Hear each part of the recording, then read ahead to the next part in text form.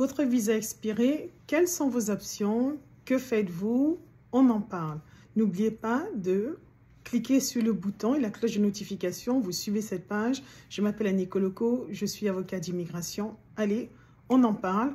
On va parler de vos options, les conséquences. Qu'est-ce que vous pouvez faire? Quelles sont les solutions? Premièrement, quand on parle de visa, on parle de quoi exactement?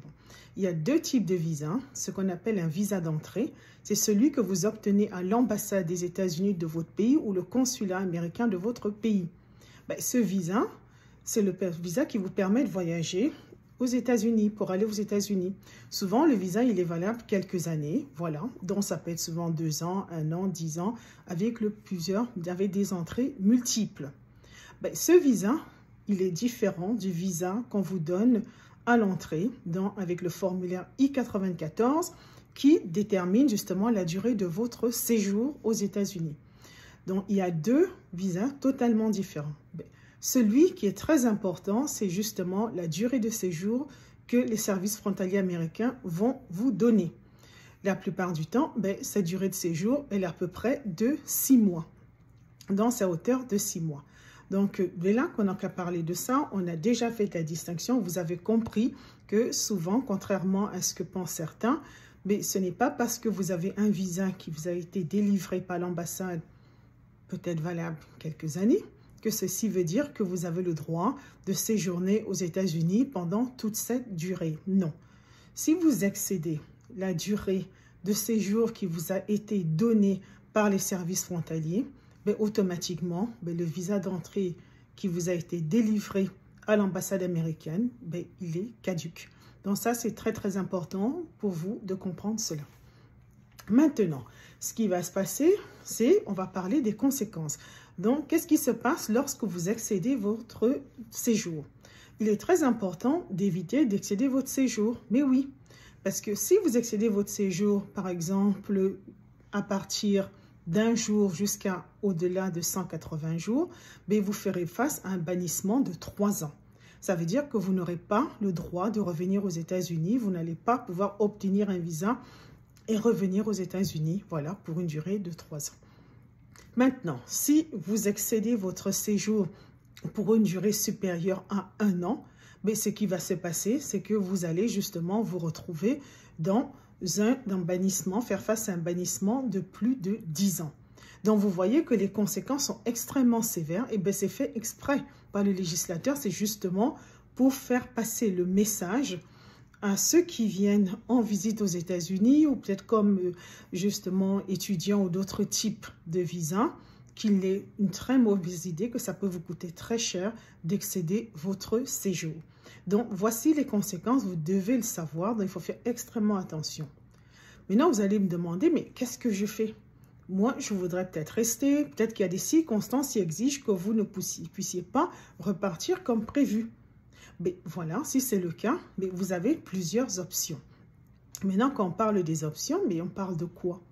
Ce que vous devez faire, et c'est très important, c'est que vous devez exercer vos options avant que le visa n'expire. Et ici, je parle encore une fois du visa qui a été délivré par les services frontaliers. Oui, le fameux I-94, c'est ça qui montre quelle est la durée autorisée de séjour. Donc, si vous savez, je ne suis pas dans la possibilité, je suis dans l'impossibilité de rentrer dans mon pays, avant justement, donc au-delà de l'expiration de ce séjour, ce que vous pouvez faire, vous pouvez demander à justement étendre votre séjour. Donc, vous faites une demande d'extension. Vous le faites évidemment avant que votre visa n'expire. Donc, vous déposez une demande auprès des services d'immigration. Et si, justement, les raisons invoquées sont convaincantes pour les services d'immigration, mais évidemment, on va vous accorder, justement, cette extension et vous resterez toujours dans la légalité. Donc, ça, c'est une option. La deuxième option, ce serait de changer totalement, justement, de statut. Par exemple, si vous êtes entré comme résident, comme visiteur, par contre, et vous décidez, je veux devenir étudiant, vous faites une demande en disant, moi, je veux changer de statut.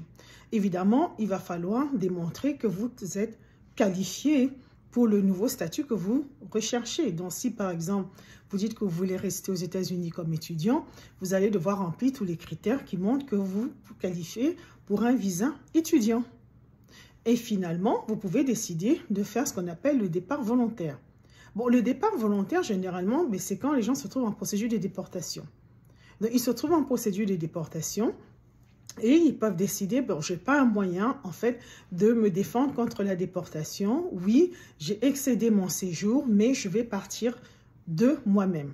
Donc, c'est ce qu'on appelle voluntary departure ou le départ volontaire.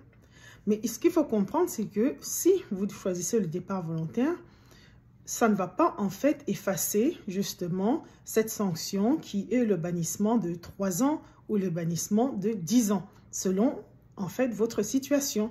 Parce que oui, on va vous donner le droit de partir de vous-même, vous n'aurez pas un ordre de déportation, mais vous aurez quand même cette sanction qui va s'appliquer à vous parce que le gouvernement estime que vous avez excédé votre séjour.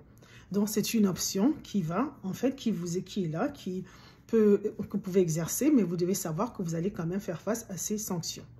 Maintenant, dernier mot par rapport à ça, il faut vous rappeler comment vous pouvez éviter justement que votre visa expire. Quand vous arrivez, je vous conseille honnêtement d'aller en ligne et de s'assurer que vous avez les informations exactes par rapport à votre durée de séjour. Donc, vous allez en ligne, vous tapez la I-94, n'est-ce pas?